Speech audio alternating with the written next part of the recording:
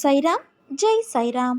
என் அன்பின் சாய் குடும்ப உறவுகளே, இவ்வுலகில் எந்த பொருளும் உறவும் நிரந்தரமில்லை.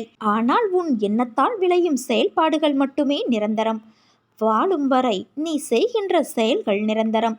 எந்த சூழ்நிலையிலும் நிதானமாக யோசித்து செயல்படு. சிற்றின்ப வாழ்க்கை உன் உடல் எண்ணத்தை ஆனந்தப்படுத்தும். ஆனால் பேரின்ப வாழ்க்கை உன்னையும் உன்னை சார்ந்தவர்களையும் ஆனந்தப்படுத்தும். பந்தம், பாசம், பணம் எல்லாம் நீ வாழும் வரை மட்டுமே உன்னோடு இருக்கும். ஆனால் அன்பு, நன்றி, கருணையோடு நடந்து கொண்டால் நீ மடிந்தாலும் உனது செயல் எல்லோர் மனதிலும் வாழும். இருப்பதை கொண்டு வாழ கற்றுக்கொள். உன்னை தேடி எது வருமோ அது கண்டிப்பாக வரும். செல்வமும் சுபிட்சமும் நிலையற்றவை. இவ்வுடல் அழிவிற்கும் மரணத்திற்கும் உட்பட்டது.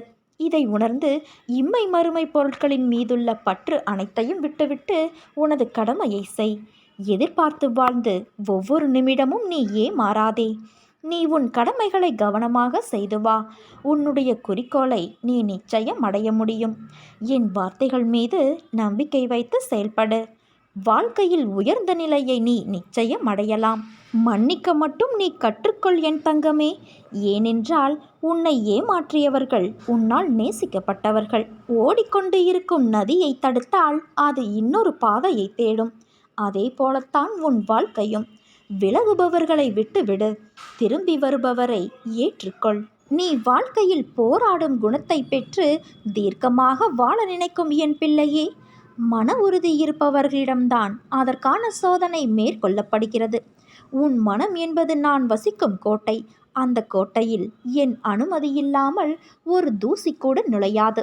இன்று என்னை காண வந்த என் பிள்ளையான உனக்கு நிறைய விஷயங்களை புரிய வைத்தேன். என் ஆரத்தியையும் கண்டாய். அங்கு உன் முன் சிரித்து கொண்டு இருந்தேன். எதற்கு தெரியுமா? நீ வளரவே இல்லை. உன் மனதளவில் சிறு பிள்ளையாகவே இருக்கிறாய். உனது பக்குவத்தை புகட்ட எனது சீற்றத்தை காண்பிக்க வேண்டியதாய் உள்ளது. உன் மனதில் என்னை காண வருவதற்கு முன் பல எண்ணங்கள் குதர்க்கமாக எழும். அது ஏன் என்ற கேள்விக்கு விடை கூறுகிறேன் கேள்.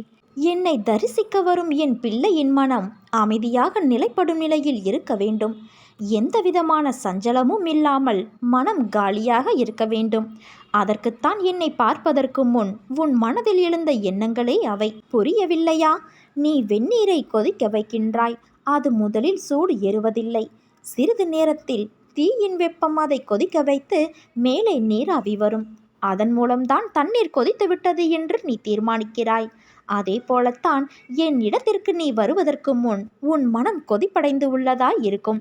அதை போக்கி உனக்கு ஒரு தெளிவான மன அமைதியோடு என்னை தரிசிக்க செய்தேன்.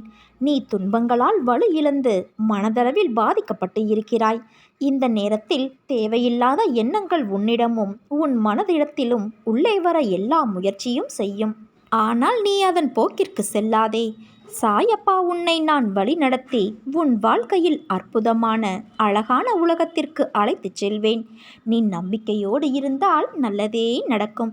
உன் சாய் நான் இருக்க பயம் ஏன் உனக்கு?